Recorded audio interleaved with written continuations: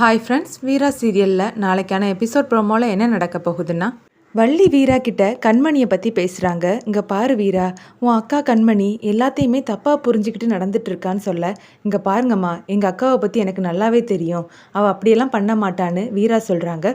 இல்லை வீரா, நான் சொல்கிறத கேளு.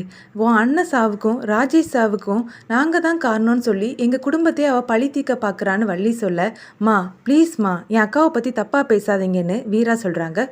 வள்ளி வீராக்கு புரிய வைக்கிறதுக்காக எவ்வளவோ முயற்சி பண்ணுறாங்க. ஆனால் வீரா கேட்க மாட்டேங்கிறாங்க.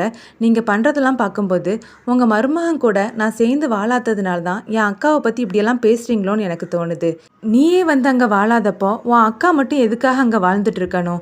அவளையும் வந்து கூட்டிகிட்டு போன்னு நீங்கள் சொல்லாமல் சொல்கிறீங்களாமா? நீங்கள் பேசுகிறத பார்க்கும்போது அந்த மாற சொல்லி கொடுத்து பேசுகிறது மாதிரியே இருக்குது.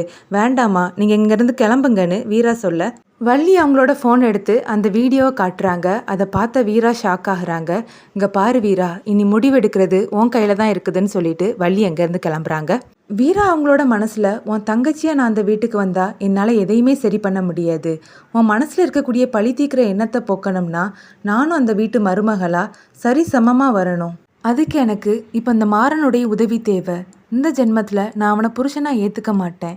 சரியோ தப்போ அந்த மாறம் கட்டின தாலி இதுக்காவது யூஸ் ஆகட்டும்னு சொல்லிட்டு வீரா அந்த வீட்டுக்கு போகிறதுக்காக கிளம்புறாங்க. இதோட எபிசோட் ப்ரோமோ முடியுது.